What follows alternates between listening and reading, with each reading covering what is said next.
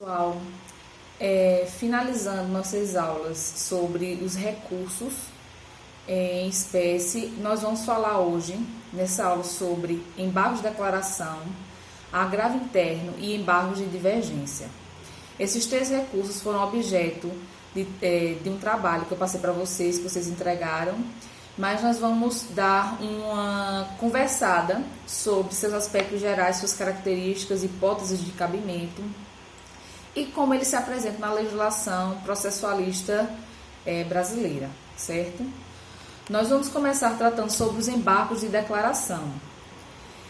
Os embargos de declaração, ele é um recurso, né, que ele é cabível justamente para combater hipóteses de omissão, contradição, obscuridade e erro material de uma decisão judicial. E ele tem também como fundamento o artigo 93, inciso 9 da Constituição Federal.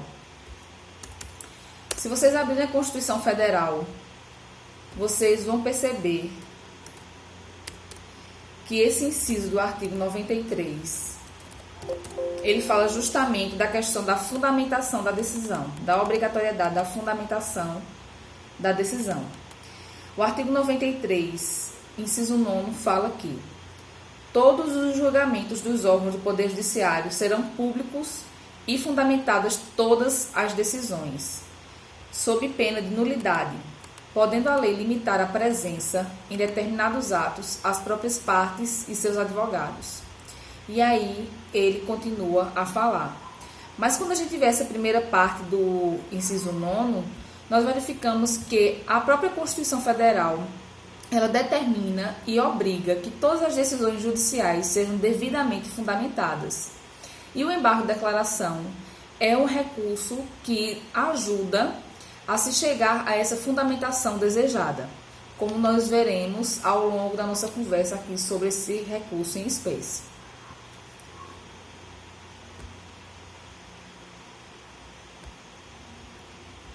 Quando a gente olha o artigo 1022 do Código de Processo Civil, nós verificamos que existe uma ampla embargabilidade desse recurso. E por que eu falo em ampla embargabilidade? Se a gente ler o artigo 1022, nós vamos perceber a seguinte redação: cabe embargos de declaração contra qualquer decisão judicial. No momento que nós lemos esse caput, nós vemos que o próprio Código de Processo Civil deu essa ampla embargabilidade no momento em que ele afirmou categoricamente que o embargo de declaração é um recurso que pode ser manejado contra qualquer tipo de decisão. E nós vamos discutir essa ampla embargabilidade mais à frente, certo? Diferentemente dos outros recursos, cujo prazo é de 15 dias, né? O prazo de 15 dias é um prazo geral, que vocês podem observar que todos os recursos que nós falamos até agora, eles têm um prazo para interposição de 15 dias. Os embargos de declaração, eles têm um prazo bem menor, que é um prazo de 5 dias úteis. E aí temos algumas exceções a esse prazo geral de 5 dias. A primeira exceção está prevista no artigo 1023, parágrafo 1º, combinado com o artigo 229, todos do CPC. E aí são os casos em que o prazo será contado em dobro, nos casos de haverem litisconsortes com advogados distintos. E isso só se aplica quando o processo ele é um processo físico. Se o processo for eletrônico, não cabe o prazo em dobro. O prazo será de 5 dias para ambos os litisconsortes, certo? E também no caso do processo eleitoral, onde os embargos de declaração eles têm 3 dias para interposição. Isso está previsto no artigo 275 do Código Eleitoral. Outra característica de regularidade formal e de requisito de admissibilidade dos embargos de declaração é com relação ao preparo. Diferentemente da maioria dos recursos, os embargos de declaração eles dispensam preparo, ou seja, a parte não precisa pagar a custa para o embargo de declaração ser apreciado pelo órgão que vai julgar esse recurso. E quando a gente analisa as hipóteses de cabimento, a gente necessariamente tem que chegar à conclusão que Os embargos de declaração são um recurso de fundamentação vinculada. E por que eu digo que ele é um recurso de fundamentação vinculada? Porque ele só é admitido naquelas hipóteses delimitadas pela legislação processual. Ele não pode atacar qualquer tipo de irregularidade numa decisão judicial. Ele só pode atacar uma decisão judicial se ela apresentar erro material, obscuridade, contradição ou omissão. Não estando presentes nenhum desses erros na decisão judicial, não se pode manejar este tipo de recurso. Então, a fundamentação dele é estritamente vinculada a esses casos previamente previstos pelo Código de Processo Civil. E quais são as hipóteses de cabimento dos embargos de declaração? A primeira hipótese de cabimento prevista no Código de Processo Civil é o erro material. E o que é efetivamente esse erro material tratado pelo Código de Processo Civil?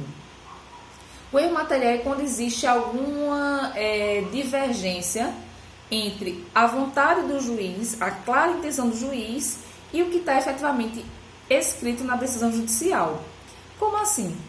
Digamos que o juiz ele condena o réu ao pagamento de 3 salários mínimos em favor do autor. E aí, no momento do dispositivo da decisão, na fundamentação ele coloca que é devido o pagamento de dano material no importe de 3 salários mínimos e fundamenta porque esse é o valor da indenização e no dispositivo ele coloca um valor errado. Ao invés de ele colocar 3 mil e pouco, ele coloca 2 mil reais a ser pago pelo réu. Então você vê que claramente existiu a intenção do juiz de condenar o réu em 3 salários mínimos, mas no dispositivo, ele, por um erro material, o que é erro material, às vezes um erro de digitação, ele colocou um valor divergente daquele que consta efetivamente na fundamentação da decisão. Então, o erro material é justamente quando ocorre essa divergência entre a intenção, claro, do juiz na fundamentação da decisão judicial e um erro na escrita desta decisão, certo? Isso aí é bem simples de ser efetivamente corrigido. E, em regra geral, a correção desse erro material, ele não gera uma modificação na decisão judicial. Ou seja, eu corrigi o valor de 2 mil para 3 mil e pouco, que seria o valor correspondente aos 3 salários mínimos, não vai alterar a decisão judicial em sua substância, mas apenas vai corrigir um erro de digitação, certo? Os tribunais eles têm entendido que as decisões extra petita e ultra petita também devem ser objeto de embargo de declaração com base em erro material, ou seja, quando o juiz julga além do que foi pedido na petição inicial ou julga aquém do que foi pedido, não analisando todos os pedidos colocados na demanda. Então, nesses casos, os tribunais têm entendido que é cabível o embargo de declaração com base em erro material. A segunda hipótese de cabimento do embargo de declaração é a contradição. E o que é efetivamente a contradição? É quando da conclusão da decisão não decorrer logicamente da fundamentação. E essa contradição tem que ser uma contradição interna, ou seja, tem que ser uma contradição dentro da própria decisão judicial. Se houver uma contradição entre o que existe como provas no processo judicial e a decisão judicial, não é uma contradição passível de embargo de declaração, certo? Vamos explicar isso daí. Digamos que foi feita uma prova pericial e o perito judicial, ele constatou efetivamente que o equipamento periciado, ele apresentava o defeito, e o defeito apontado pelo autor na ação, e sua conclusão foi justamente essa, que efetivamente, após a perícia realizada, o equipamento periciado apresentava o defeito apontado na petição inicial. E aí, quando o juiz ele vai dar a sentença, ele esbarra nessa conclusão do perito, ele afasta essa conclusão sem justificar e sem fundamentar, porque afastou, e efetivamente julga improcedente o pedido do autor, dizendo que efetivamente não houve prejuízo e que não existe o erro, ou melhor, o defeito do equipamento, conforme apontado na pretensão do autor. Nesse caso, existe uma contradição entre a decisão judicial e a prova pericial dos autos. Esse não é um caso de se entrar com embargo de declaração, é um caso de se apelar da decisão, certo?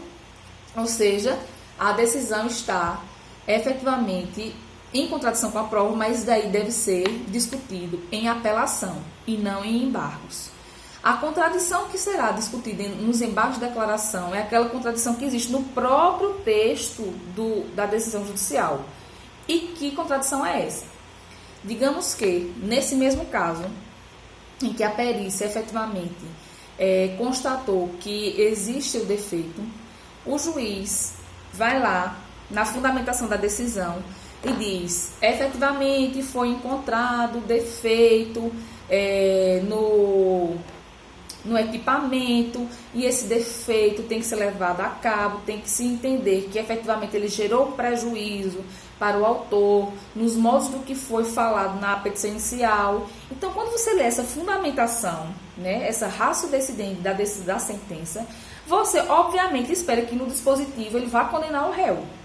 Então, ele faz a fundamentação toda no sentido de condenação do réu, né? Ele reconhece, ele aceita a conclusão do laudo pericial, ele fundamenta com base nessa conclusão, ele não afasta, ele realmente acata, mas ao final, no dispositivo, ele julga improcedente o pedido autoral.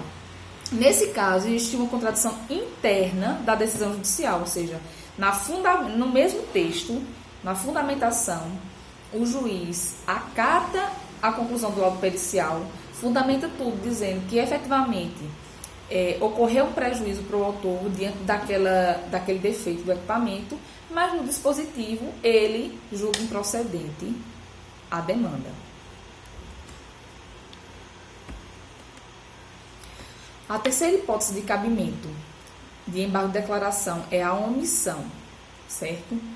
E o que é uma decisão omissa? A decisão omissa, em primeiro lugar, é aquela que não aprecia um pedido da tutela jurisdicional, certo? Você faz vários pedidos, ou seja, digamos que nessa demanda em que se alega o defeito de um equipamento, o autor requereu a indenização por dano material e a indenização por dano moral. E aí o juiz, na sua sentença, ele analisa apenas o pedido de dano material e não fala nada sobre o dano moral. Então, houve uma clara omissão do órgão jurisdicional em relação a um dos pedidos do autor. Então, nesse caso, o autor pode entrar com embargo de declaração para que o juiz aprecie aquele pedido que não foi objeto de análise na decisão judicial. A decisão também será omissa se ela não apreciar os fundamentos ou argumentos relevantes lançados pelas partes. E o que eu quero dizer com isso? Quando o autor ele vai efetivamente requerer a sua pretensão na petição inicial, ele pode utilizar vários fundamentos, né? Ele pode requerer, nesse caso do equipamento, ele pode requerer o dano material com base no dinheiro que ele efetivamente gastou para comprar o aparelho deu defeito. Esse é um prejuízo. Nos aluguéis que ele pagou do prédio para montar a clínica radiológica e que efetivamente passou 3 meses parado, ele tendo que pagar o aluguel da clínica radiológica e efetivamente não teve retorno porque o equipamento estava com defeito. E aí ele pode levantar uma série de fundamentos, certo, fáticos e jurídicos para sustentar o seu pedido de dano material e, obviamente, de indenização por esse dano.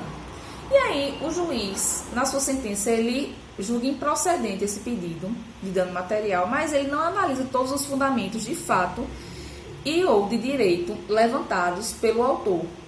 Então, neste caso, o autor pode entrar com embargo de declaração dizendo: excelência, não obstante o senhor ter julgado improcedente meu pedido de indenização por dano material com base na fundamentação A, o senhor não analisou as fundamentações B e C, as quais poderiam ensejar a efetiva procedência desse meu pedido. Então, a ausência de análise das fundamentações fáticas ou jurídicas com relação ao mesmo pedido também gera a impugnação da decisão por meio de embargo de declaração, certo? E a decisão também pode ser omissa quando não apreciar questões apreciáveis de ofício pelo magistrado, suscitadas ou não pelas partes. Um exemplo, a questão de prescrição ou decadência. O juiz, mesmo que a parte não alegue, ele é obrigado a apreciar de ofício essas questões. Se ele efetivamente não aprecia essas questões de ofício, mesmo que não tenham sido suscitadas pelas partes, cabe embargo de declaração para que ele efetivamente se manifeste e fale sobre isso na decisão judicial, certo? E aí, sobre essa parte de omissão, nós temos algumas presunções legais absolutas, ou seja, casos em que se presume absolutamente que ocorreu omissão, ou seja, não admite prova em contrário. Se ocorrer aquele determinado fato, efetivamente ocorreu uma omissão judicial. E essas presunções legais absolutas estão previstas no artigo 1022, parágrafo único. No 1022, parágrafo único, nós temos que: considere-se omissa a decisão que deixar de se manifestar sobre tese firmada em julgamento de casos repetitivos ou em incidente de assunção de competência aplicável ao caso sob julgamento.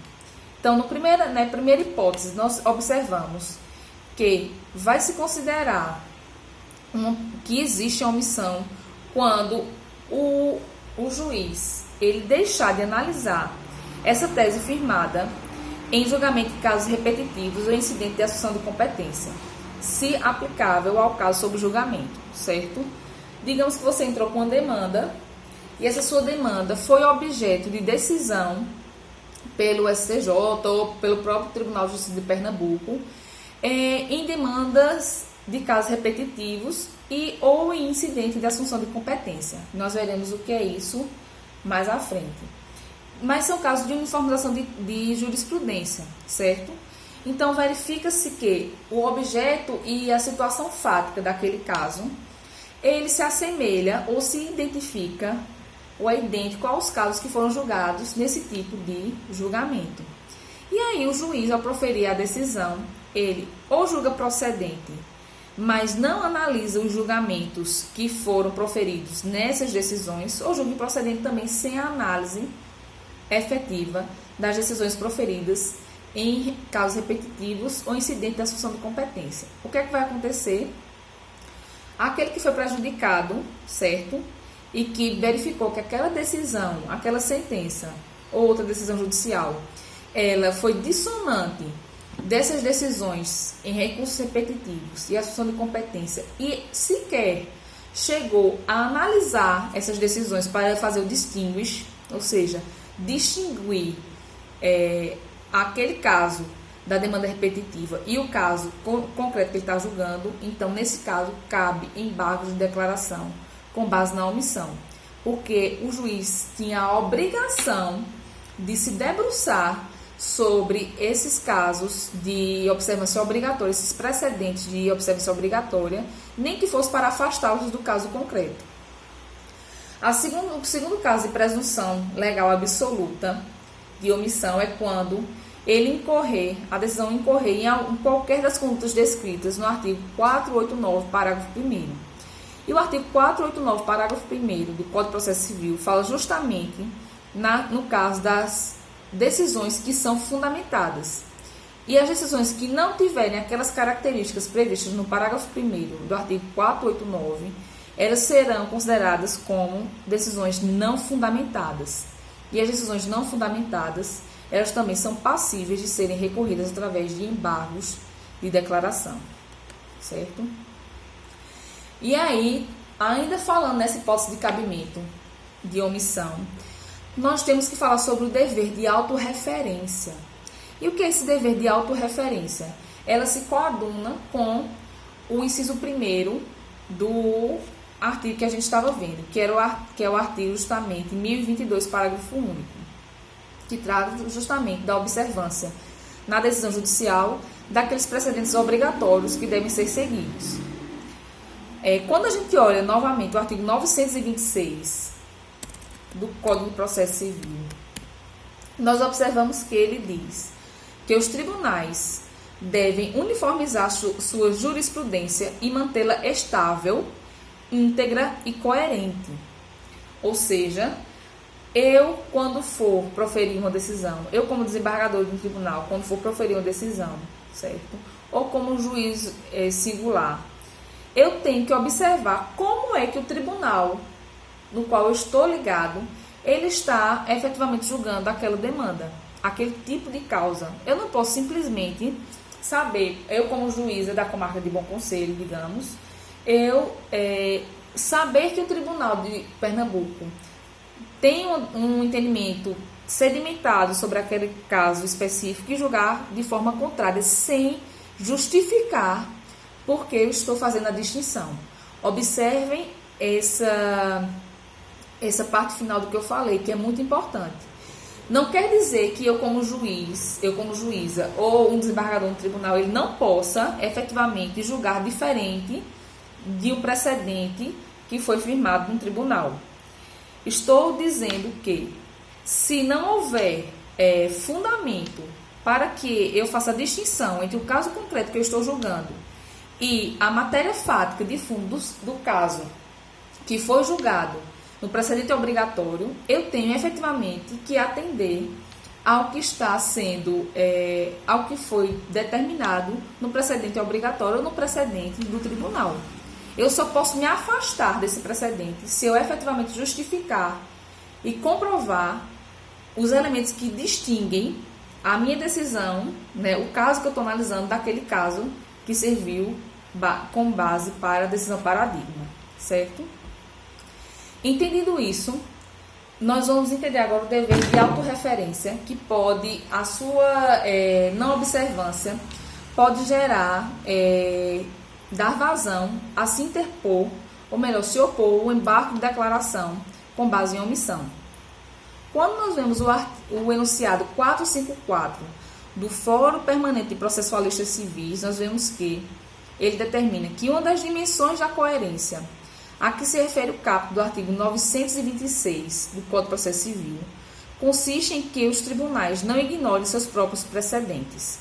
Isso é o dever de autorreferência. Eu, como membro daquele tribunal, eu tenho a obrigação de não ignorar, de levar em consideração os precedentes do meu próprio tribunal, seja para efetivamente copiá-los, né, ou aplicá-los ao caso concreto, seja para fazer a distinção e afastá-los. Mas eu tenho a obrigação de, na fundamentação da minha decisão, efetivamente tratar desse precedente, seja para justificar sua aplicação ou justificar seu afastamento, certo? Então, Thomas de Rosa Bustamante afirma que, sempre que um juiz ou tribunal se afastar do seu próprio precedente, este deve ser levado em consideração, ou seja, o precedente deve ser levado em consideração, de modo que a questão do afastamento do precedente seja expressamente tematizada. Ou seja, eu como juíza, se eu for afastar aquele precedente do Tribunal de Justiça de Pernambuco, no julgamento da demanda que me foi apresentada, eu tenho efetivamente que botar na minha fundamentação que existe aquele precedente, que eu tenho conhecimento da sua existência, mas eu estou afastando pelos motivos tais e quais, certo? Isso é o dever de autorreferência e a sua não observância gera o direito à interposição de embargo de declaração. A quarta e última hipótese prevista para o cabimento do embargo de declaração no Código de Processo Civil é a obscuridade. E o que é a obscuridade? É justamente uma decisão ininteligível. É aquela decisão incompreensível, que as partes elas não conseguem compreender sequer o que o juiz está determinando naquela demanda. E aí, essa ininteligibilidade, ela pode decorrer de má redação, certo? De uma redação mal feita, efetivamente questão gramatical, questão de concordância, às vezes você não compreende efetivamente o que está sendo dito na decisão judicial. Pode ser porque ela é ilegível, né? Ou seja, numa decisão liminar de urgência, às vezes não está pegando o computador e o juiz vai dar a decisão num processo físico. A caneta e a escrita do juiz ela é ilegível, não se consegue compreender o que está escrito ali. Ou porque o juiz usa passagens de língua estrangeira que tornam o texto incompreensível para quem está lendo. Questões de texto com dubialidade, com duplos sentidos, e textos carentes de elementos que o organizem e lhe confira harmonia. Então, todo esse cenário de ininteligibilidade, de impossibilidade de compreensão do que está escrito, configura-se como hipótese de obscuridade para fins de cabimento de embargos de declaração.